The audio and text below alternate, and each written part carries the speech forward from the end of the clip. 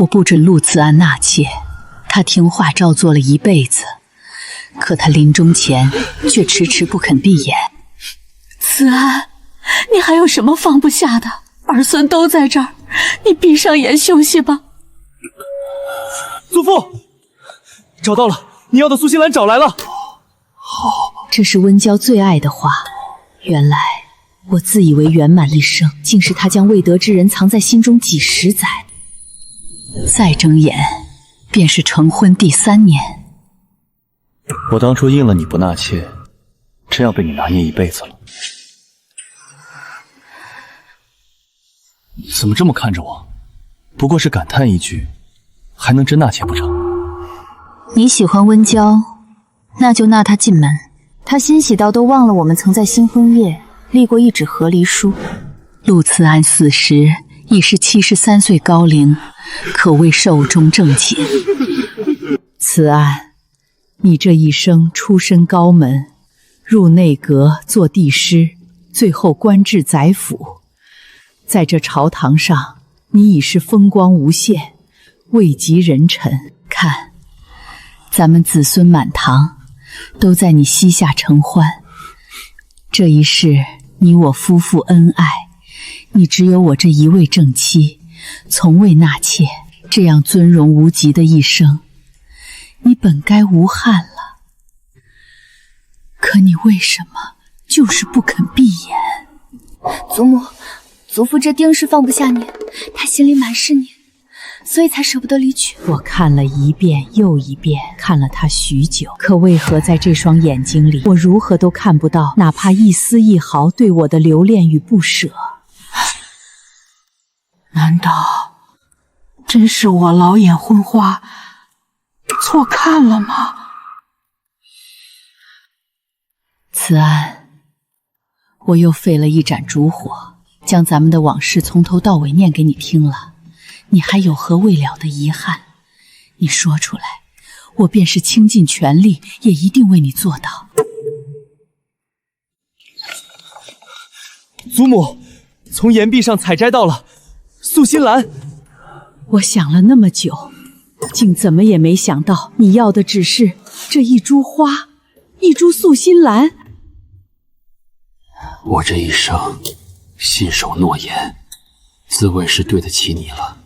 当年我应你不纳妾，便也送他离了京。人世这最后一刻，你该还我自由，让我念应念之人。陆慈安，让我觉得恶心至极。若有来世，我仍会娶你，可我不会再放他走。听完他的话，我转身便拄着灸杖大步走出守了大半个月的屋子。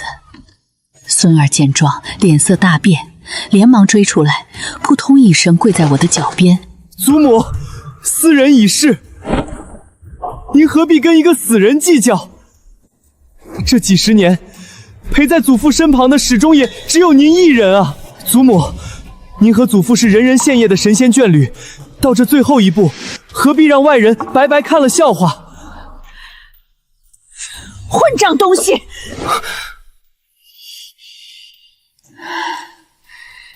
真是一群混账东西！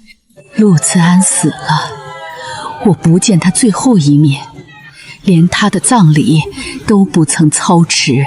许是极其公心，我终究没熬过第3年那个冬日。我死后，绝不与陆慈安合葬一墓，记住了吗？跳动的烛火里，我缓缓闭上眼，心头只剩一念：若有来世，我绝不要这虚假圆满的一生。再睁眼，竟是和陆慈安成婚的第3年。我死在大雪纷飞的白夜，却重活在料峭春寒日。不早不晚，却也足以让我及时抽身。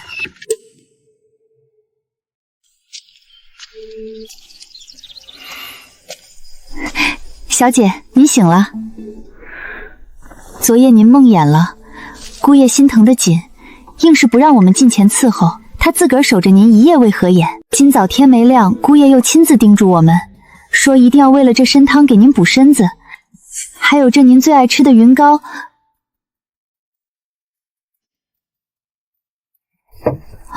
小姐，这花儿……这紫鸢尾若是在温室中细心照料，可长盛不衰1月有余。可它唯独见不得风，若是在风中放上7日，花叶便会凋敝，一丝生机都留不下。陆爱卿，此次你剿匪有功，论功行赏，你想要什么？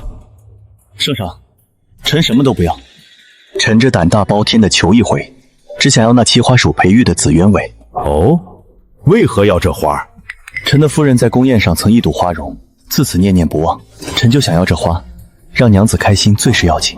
哈哈哈，你这男儿倒真是难得的痴情种，赏准了。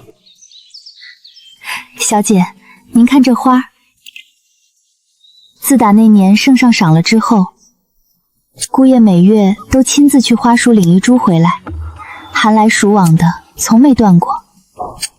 满京城谁不羡慕您？姑爷对您呐，当真是珍重到了极点。细细想来，无论是前世亦是今生，陆慈安对我从未出错过。无论公务多繁忙，他总会把我的事排在最前边。我随口提过的小玩意儿，他命人寻遍全城，也要送到我跟前。我不许他纳妾，他屡遭人暗笑。听说了吗？那陆大人当真不纳妾，家里就守着那一个婆娘。这种话也信？堂堂男子，竟被个妇人拿捏。陆慈安那是愧为男子，他那夫人更是没半点妇德，简直善妒成性。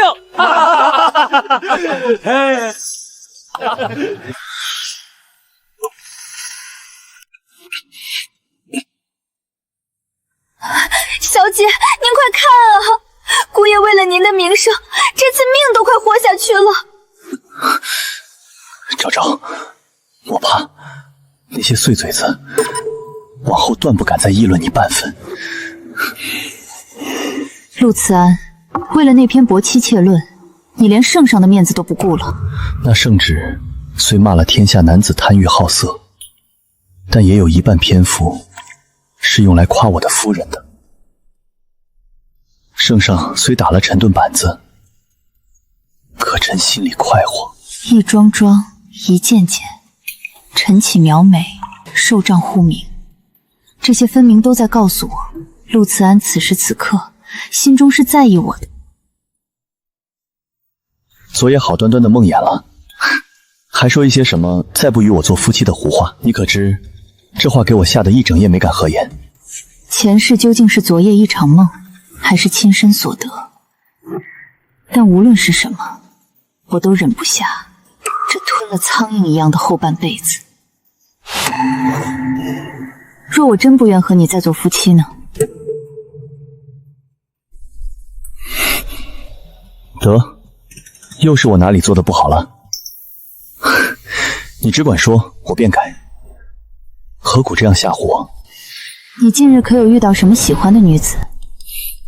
昭昭，你又在试探我。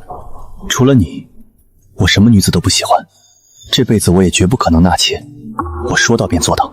若是纳妾，我头一件事就是撞死在你身前。我连命都不要了，还怕这一份和离书吗？昭昭，这东西你这辈子都不可能用得上。这花见不得风，在风里放上7日便不成活了。是哪个没规矩的丫头把它搁这儿的？别动它。要是这株落了，这个月我提前去花署再为你领一株就是。套马车去永安坊。前世我只知道有一个叫温娇的琵琶女。那琵琶女琴弹得不错，就是身世孤苦了些。这公子对我们温娇姑娘当真痴情。前阵子那恶霸可不好惹，若不是这位公子舍命护着，温娇哪里能安生在这里弹琵琶？他额前内伤也是为他受的，可不是吗？陆兄啊，陆兄，你若当真喜欢，将温娇纳进府去就是了，何苦这样日日折腾？我知道你那夫人不让你纳妾，那再不济，你置办个宅院给他放外头不就行了？这世间三妻四妾本就是常理。陆兄出身名门，又身居要职，多少人家盼着将女儿送进陆府。这层层联合对你的仕途也是有益啊，嫂夫人该体谅你才是。你只需让他知晓，那几个妾就如同买几个婢女丫鬟，动摇不到他正妻的位置，他自然就不会动你闹。这番话，我不想再听到第二遍。若是这话传到我娘子耳中，你该知道是何下场。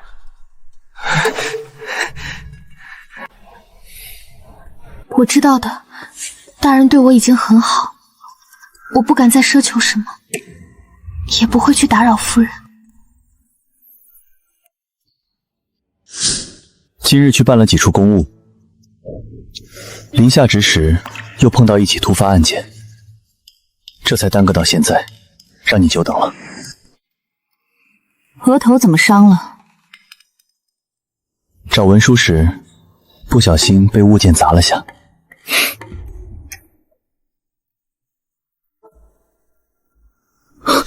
昭昭，往日我就是手上蹭破点皮，你都担心的要死。我今日额头这伤可不小，你怎么一点都不关心呢？因为我不爱你了。夫人，我和陆大人真的没什么，大人只是偶尔过来听听曲儿。他总说自己公务压身，偶得这1、2成的宽限，这一天便能好过些。夫人，我和陆大人之间从未越线，请夫人明察。我何曾问过你和陆慈安的事？我不过是听闻永安坊有位琵琶娘子技艺高超，今日命人请你过府，原本也只是想听听曲儿。你倒好，不问自招。我只是听说您对陆大人管得严。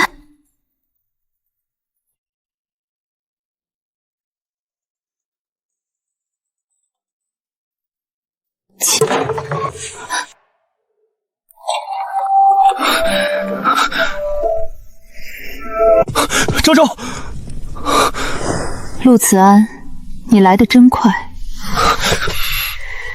你就这样下意识地站在他身前，下意识地觉得我会伤害他。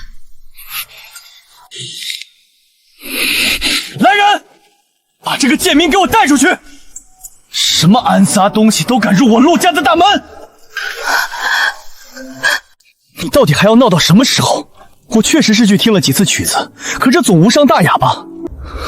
这些年，我日日夜夜都同你说，我会遵守诺言，这辈子只有你一个人，你还想要如何？你非要逼死我才甘心吗？今日不过是一个琵琶女，你就要大动干戈？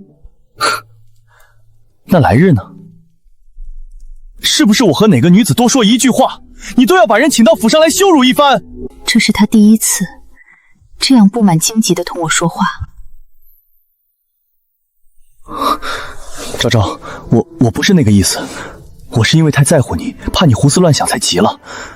你如果当真喜欢温娇，那就把她纳进门吧。我不喜欢她，纳妾是不可能的。昭昭，你别再这样没完没了的试探我。我说过只有你一人，你非要毁了我的誓言吗？他也算是个可怜人。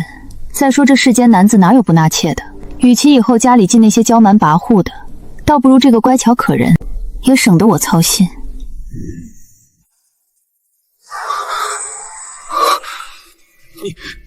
昭昭，你当真是这样想的？你当真愿意？你是我的正妻，纳妾一事本也该你做主才是。只是昭昭，我答应你，即便纳了温娇，我都会心靠起。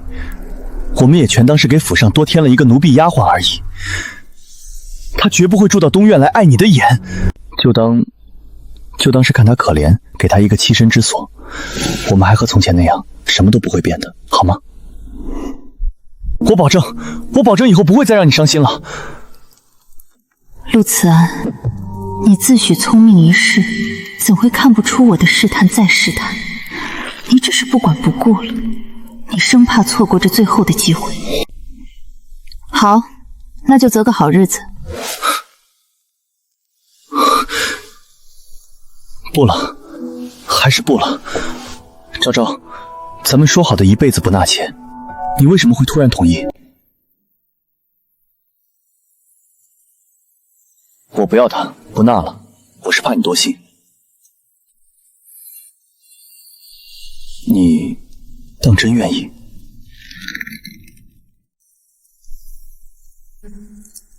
当真？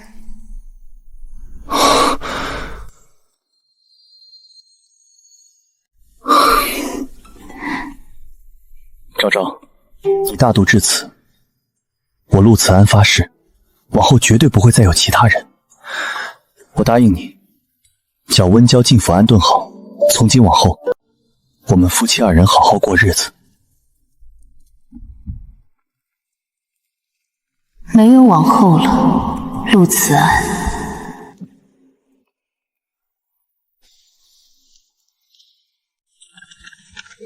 昭儿，你说想回江南，为父准了。江南是个好地方，也是你母亲长眠之地。为父半月后抵达京城，亲自接你回家。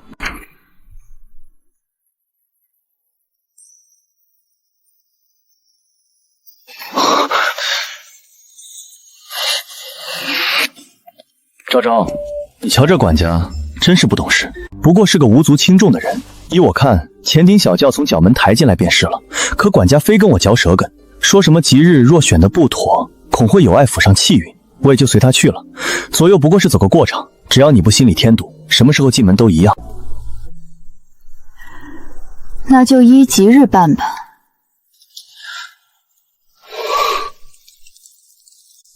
他让人寻了名师所制的琵琶，流水似的送往那处小院。昭昭，你看这珠子，是我特意托人寻来的，放在屋里，晚间便不用再点那扎眼的红烛了。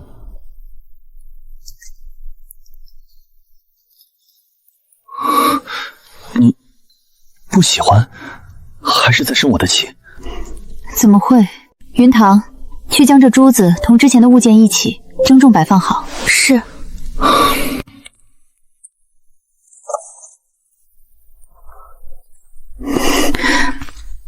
回来了，昭昭，有件事是想跟你商量。温娇在外头确实没了栖身之所，一直借住在月蛮楼那种鱼龙混杂的地方，总归是不安全。我想着，反正也就这几日的事了，不若先让她住进府里的偏院。当然，你要是觉得不妥，那便算了，我听你的。这会儿倒是顾不上他口中那个有碍气运的吉日了。临了还要做出一副万事以我为先的模样，那就让人把秋堂院收拾出来吧。那处离你的书房近，也安静。那院子僻静也干净，离正院远些，到时抬轿子绕个一时半会儿，也免得惊扰了家里清静。不妥，那处院子太破旧了，而且离得实在太远。瞧我，这话说的，一切都依你的。我这成日待在官署，哪里懂这些内宅之事？这是什么？方才见你一直捏着。新买了支钗。钗子好，配你那件月影裙正合适。昭昭，明儿我去珍宝阁为你挑几件，莫自生我气了，好不好？我看他不忠，瞧他不喜。夫人，您看这院子的花开得多好，瞧瞧，大公子这心当真是全系在少夫人身上了。可不是嘛，不过是纳个妾的小事儿，大公子这几日竟跟丢了魂似的，日日跟在身后赔罪，生怕少夫人受了一丁点委屈。小姐，夫人礼佛回府了，这会儿正坐在正厅，请您过去说话呢。婆母回府了，我知道她定会责怪我，趁责我胡闹，或是怨我自作主张给陆慈安纳妾。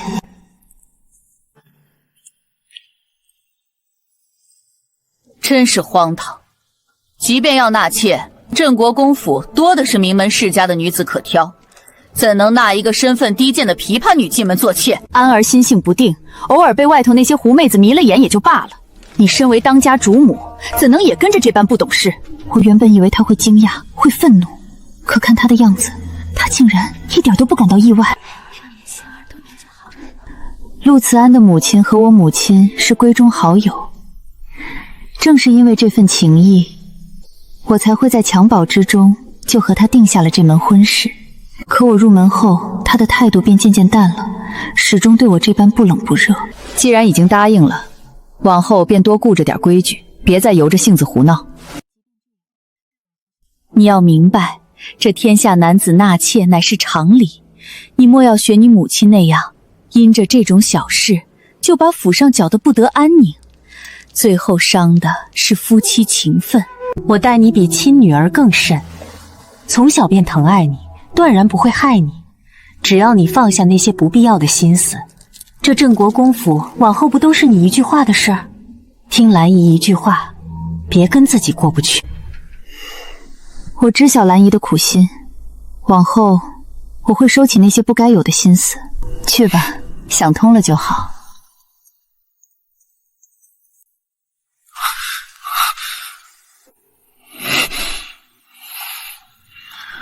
听见了，他已经应下了。多谢母亲。婉姨姨走后，昭昭除了他爹爹，最听的就是您的话了。平日里他那脾气，连我都容不得说您半句不好。如今有您亲自劝解，儿子这心里总算安心了不少。安儿，你也别高兴得太早。以我对这孩子的了解，他这性子，只怕他母亲婉清还要硬上几分，指不定他心里正打着什么主意，防着你呢。他打不了什么主意。母亲，这纳妾的事，归根见底可是他自个儿主动提出来的，我只不过是听他的话，依着他的意思办而已。这火无论如何也烧不到儿子头上。母亲，您这些年不也将父亲那些妾室料理得十分妥帖？昭昭和你一样聪慧过人，往后温娇进了门，他一定也能得心应手，把这后宅打理得井井有条。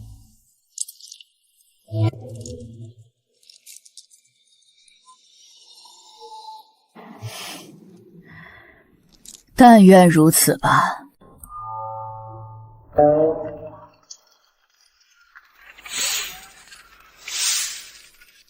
温娇就这样悄无声息地搬进了偏院，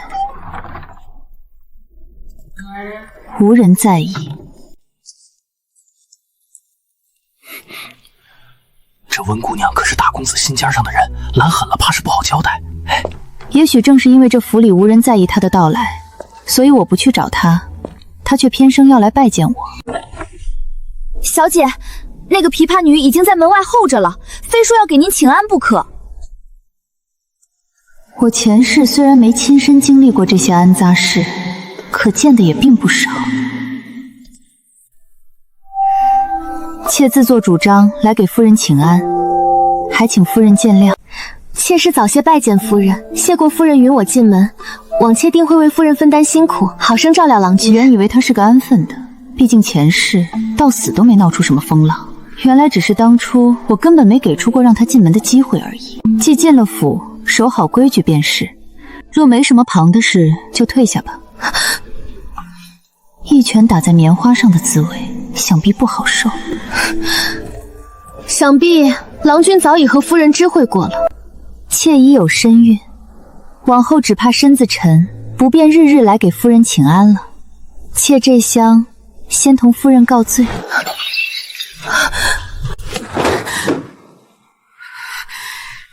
你说什么？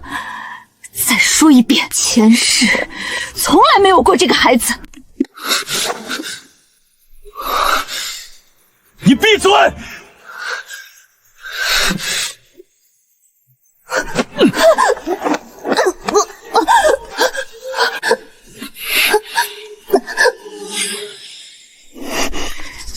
来人，去请府医，立刻！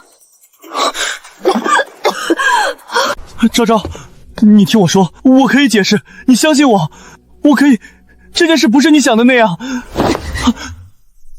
传府医，回夫人，大公子，温姑娘确是喜脉，已有1月有余。原来你们早就苟且在了一起。告诉我，你家乡何处？说，你到底是从哪儿来的？我是滁州人士，15岁那年进京卖艺，夫人且句句属实啊。我自视甚高，我太自信了。不屑去探听温娇到底是何方人士，我现在才知晓，滁州竟然是滁州。昭昭，我奉旨前往滁州执行公务，待我归来，再陪你细说。一路山高水远，公务再忙也要记得按时用饭，保重身子。我记下了，阿昭放心。府中诸事由我打理，你不必挂怀。我在府中等你平安归来。好，定不负阿昭所托，亦不负阿昭等候。驾！荒唐，简直荒唐至极！陆慈安，我原以为你只是心中有过片刻惦念，可你瞒我，竟瞒得如此之深！你怎么可以这样欺瞒我？陆慈安，你该死！你真该死！滚！给我滚出去！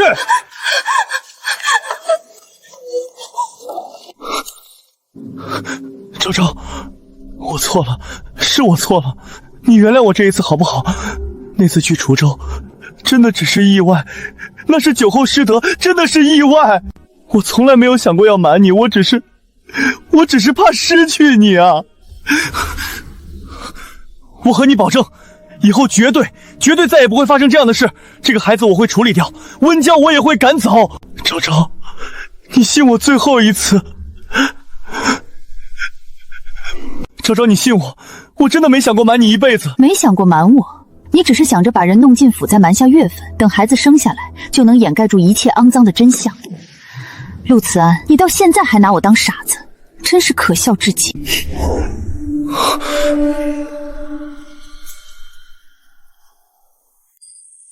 你们给我死死看住温娇，不许她往四处踏出一步。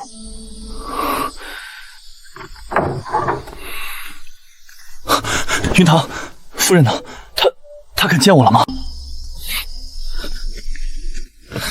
昭昭，你出来见我一面！到底要我怎么做，你才肯原谅我？想要我原谅你，好啊。你说，只要我能做到的，我一定去做。去给温娇送一碗堕胎药，亲手喂她喝下去，再把她永远送离陆府。只要你做到了，陆慈安，我就原谅你。昭昭，那是一条人命，那是我的骨肉，你怎能如此恶毒？陆慈安，你瞒天过海私通生子的时候，曾想过这对我是何等的残忍？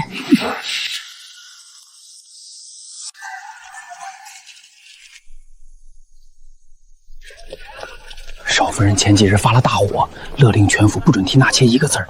咱们动作轻点，别触了眉头。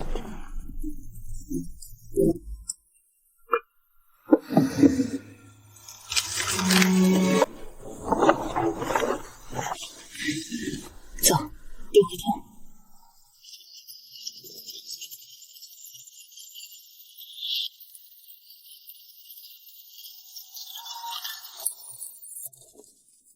怎么想走？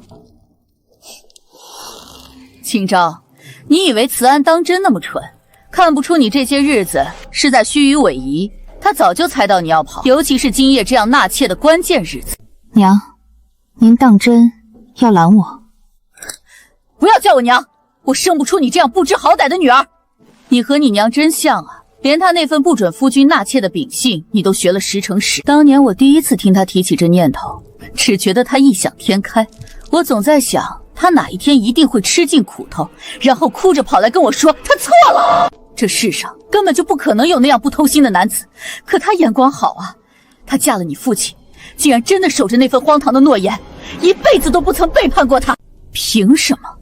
在我为了地位，为了儿子，在这方寸天地间和那些贱婢斗得你死我活时，你娘的烦恼永远只有今日夫君晚归了，今日夫君又管着她了。我恨她，我也恨她生了你这样的女儿，所以我逼你压你，我想通过逼你妥协来证明你娘那个一生一世一双人的念头是错的。所以我本打算对你的痛苦视而不见，可那天慈安看着我对我说，母亲料理妾室的手段极好，我的手段有多狠，我自己知道。那些贱婢和他们的野种见到我像猫见了老鼠，我甚至给自己的丈夫下了绝嗣药，他太能生了，我实在厌烦。陆慈安从小就看得到我是如何合着血泪咽下那些苦楚的，可他却以此为荣，甚至以此鼓舞欢心，太可笑了。你随母姓秦，单名一个昭字，秦昭真是个好名字。你嫁进来后，我确实不想你过得太好，可我又怕你过得太苦。你若是过得苦了，我死后去见婉心，她一定会生我的气。我最怕你娘生我气，她那个脾气，生气时最是不好哄的。我怕她生了气，下辈子就不肯再同我做姐妹了。兰姨，这些年我过得很好，一点都不苦，我娘知道了一定会开心的。秦昭，再叫我一声娘好吗？娘，好孩子。你走吧。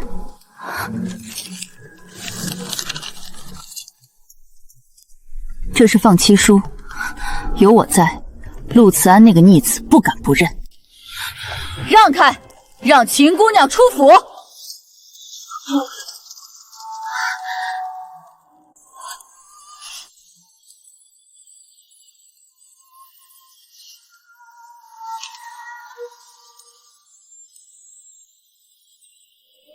第一扣，谢兰以抚育教导之恩。第二扣，谢娘全我清白自由之身。第三扣，祝娘往后余生万事顺累，岁岁平安。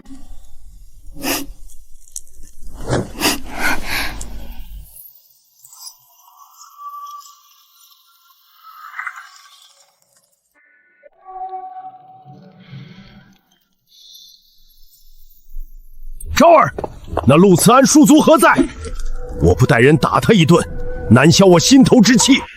我秦家的女儿，岂是他能这般糟践的？爹，咱们走吧。兰姨已经全了咱们的面子，再闹下去，没得脏了咱们回家的路。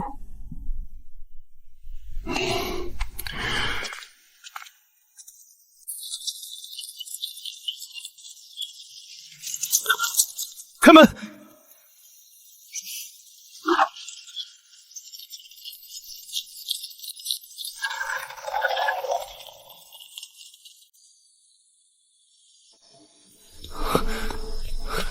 昭昭，事情都办妥了，你别生气了，我这就来陪你。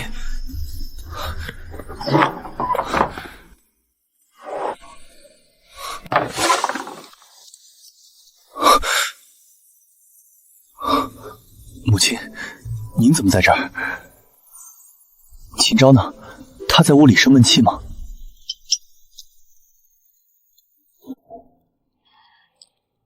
走了。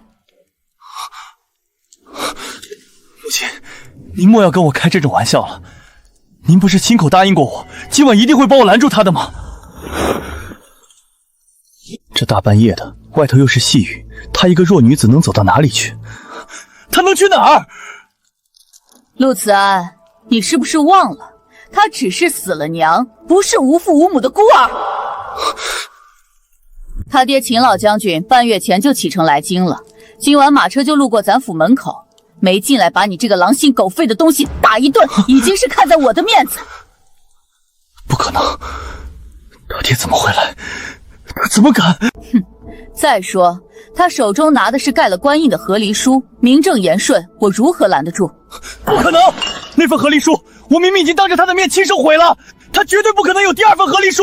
母亲，你在骗我，你一定是在骗我！他从来没有信过我，从一开始他就在骗我。备马，快备马！我要出城，我要把他追回来。哼，追？你现在拿什么去追？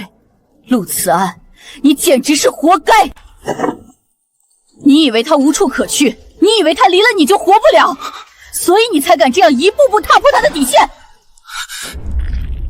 你总想着等那些肮脏事尘埃落定了，回过头再哄她几句就好。你觉得一个女人而已，这辈子翻不出后宅的天。陆慈安，你看看你现在的样子，你和你那薄情寡义的父亲简直如出一辙。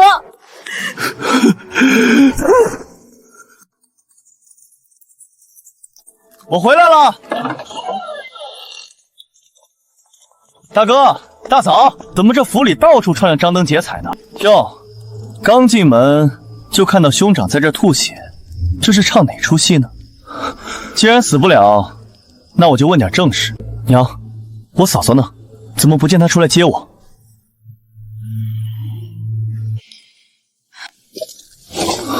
兄长，我问你话呢，我嫂嫂呢？她去哪儿了？白马呢？我要出城。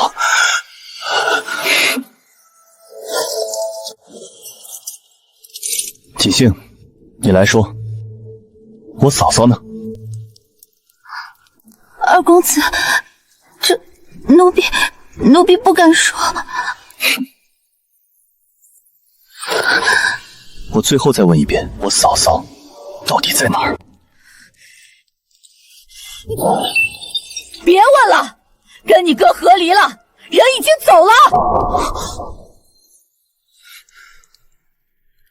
和离了？这怎么可能？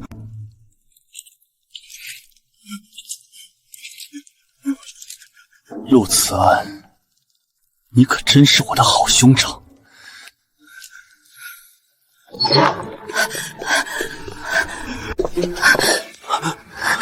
小叔，你想干什么？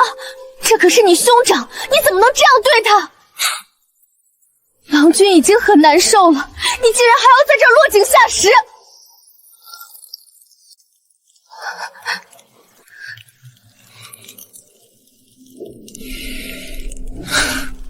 你算个什么东西，也配这样叫我？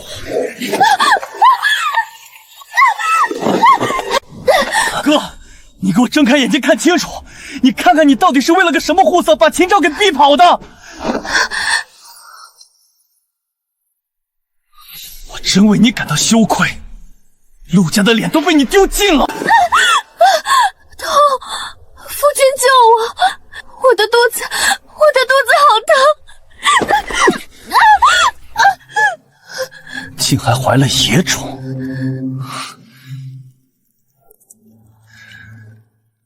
当真是该死！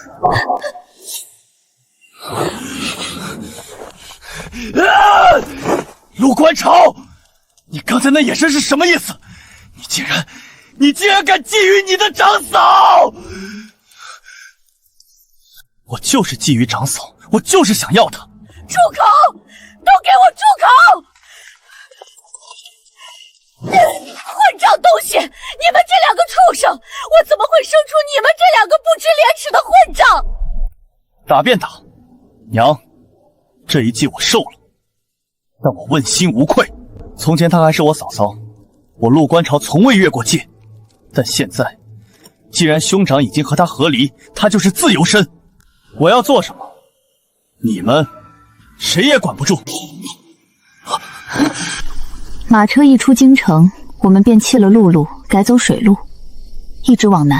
这风里到底是没了北地的凛冽，多了几分江南特有的柔软水气。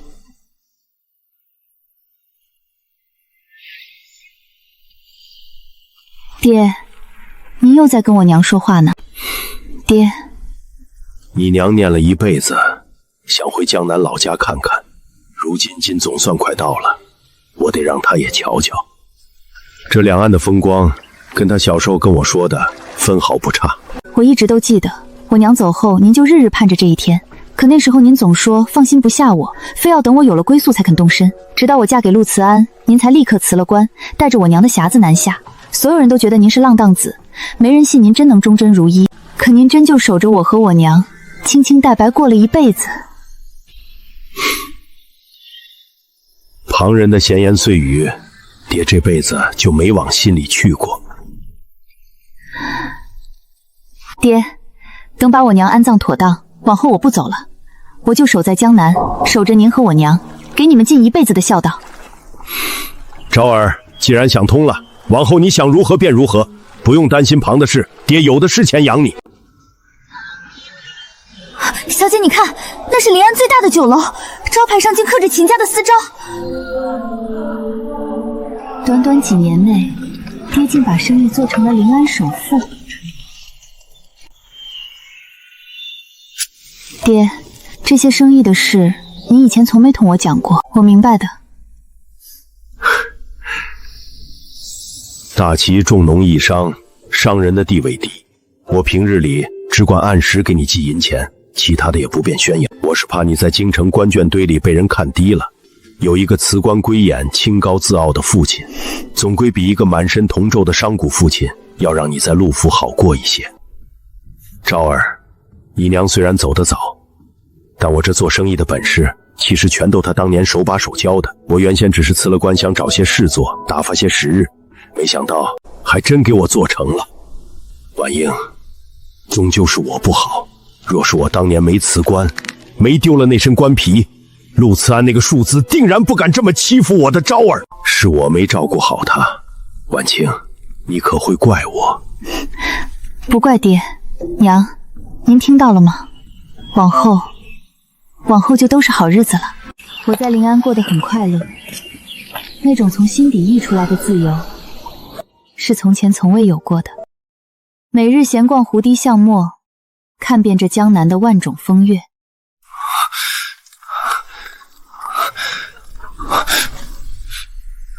秦姑娘，小生仰慕姑娘已久，若姑娘不弃，小生愿自荐珍惜，常随左右。公子才情出众，只是我暂时没有这份心思。多谢美意。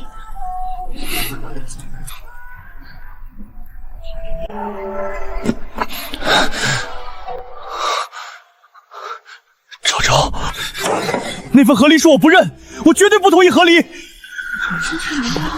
和离书一书你不认没关系，我手里还有你娘亲手写的放妻书。陆慈安，你连你娘的话也不听了。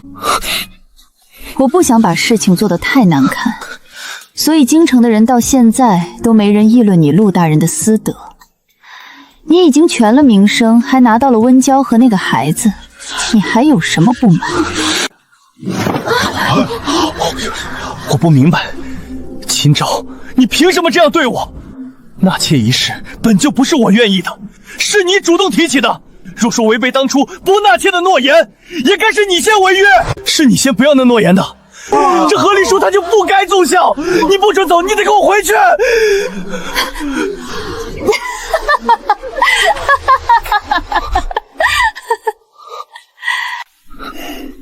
陆慈安，你3岁就能熟读诗书，10岁出口成章，满京城谁不夸你聪明绝顶？我不信你看不出我在试探。我当时不过是轻轻撩拨了你几句，你就迫不及待地跳进了那个坑里。事发至今，你从未因为违背诺言真心实意地和我说过一句对不起。为什么？因为你骨子里一直觉得你没错，你觉得是你被我诱导了。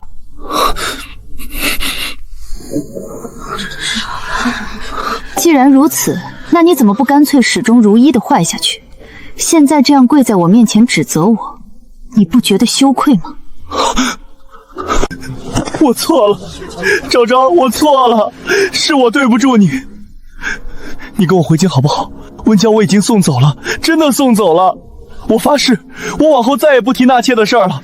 咱们还像以前一样过日子，行吗？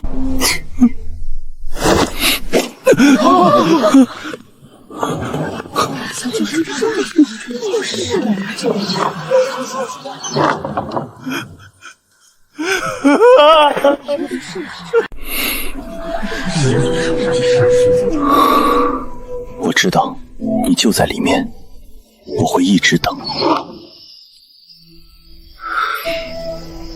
等到你愿意见我为止。小姐，他还没走，这都守了整整5天了。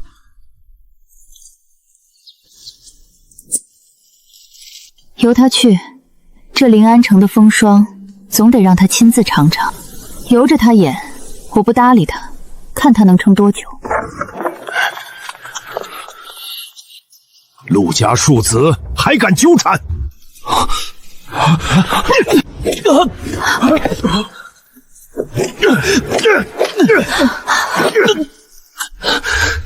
岳父大人，谁是你岳父？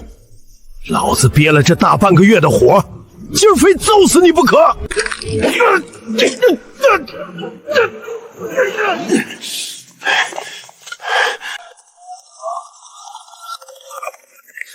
让我进去！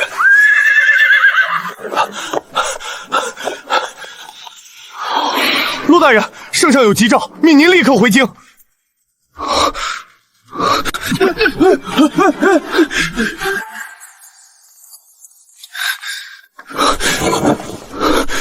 周周，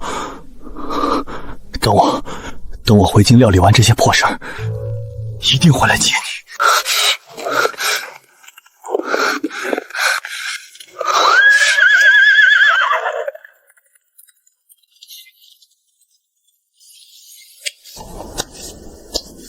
真以为你爹我隐退了，就拿你个京官没办法了？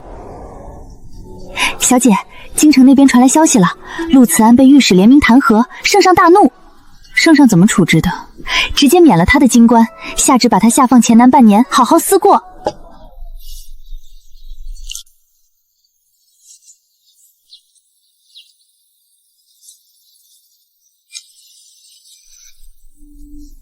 原来如此。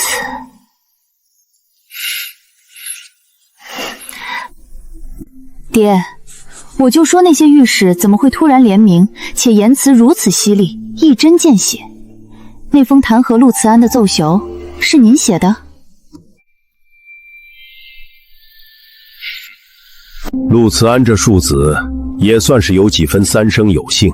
老子当年在朝为官时，这支笔便没几个能请得动。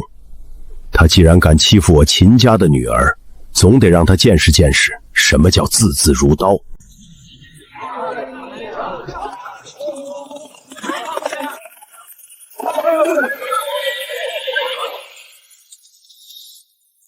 秦州，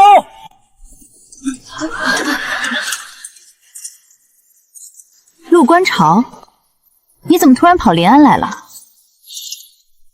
没大没小，你以前怎么叫我的？现在嫂嫂是不合适了，那该喊我一声姐姐。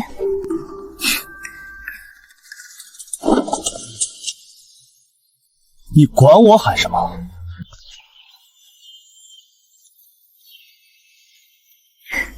既然来了，就安心住下吧。临安景致好，管够。赖定了。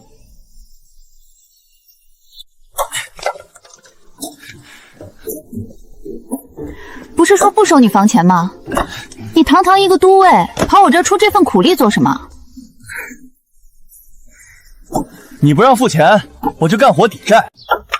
我这身子，我在军营里习惯了，可坐不住。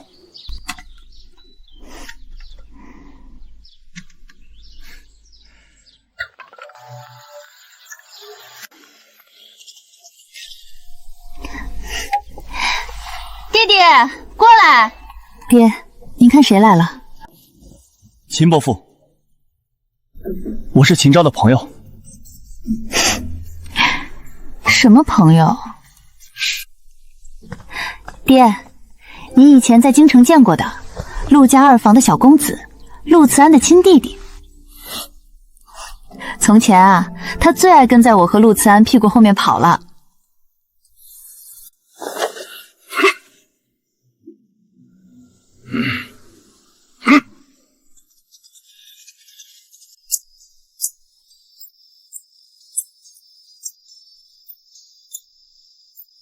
你从小就是这样，做什么都能成。那是自然。当初若非我是女子，不能进考场，你哥那个状元指不定是谁的呢。论科考，他都不一定考得过我。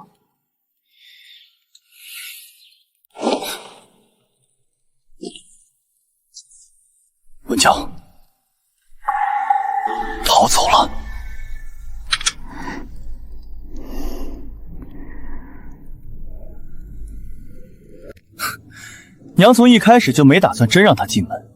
温娇那女人也聪明，一听说陆慈安被贬黔南那等蛮荒之地，死活不愿跟着去受苦。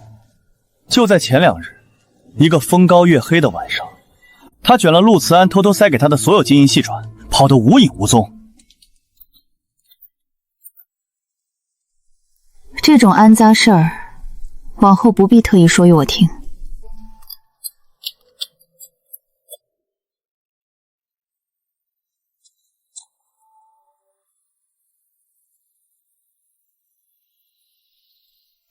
秦昭，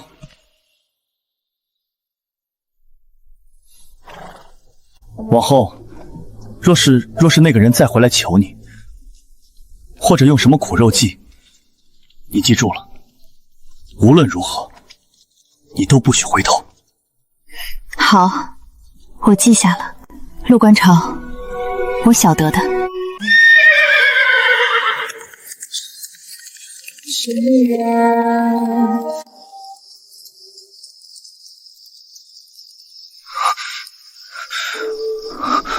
阿姐，阿姐，此座。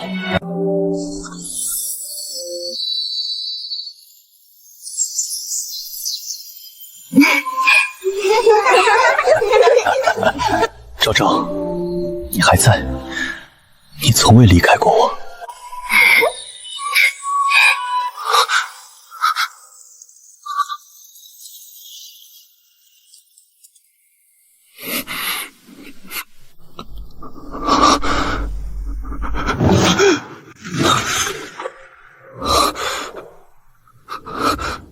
我不甘心，那才是我的命，我的财富之位，我的白头偕老怎么全没了？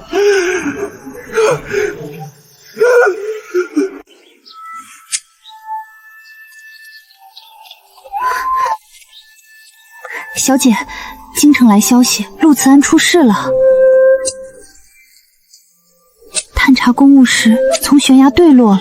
慈安，你醒醒啊！大师，求你救救我儿子！皆因梦境所困，梦里有他忧而不得的圆满，挥之不去的贪恋，唯有他看破镜花水月，分清虚实，才肯重回这禅室。知道了，这种无关的消息以后不必特意报来，别误了正事。梦嘛，我也曾沉眠过的，前梦一晌，不过虚妄。如今大梦初醒，不复困顿。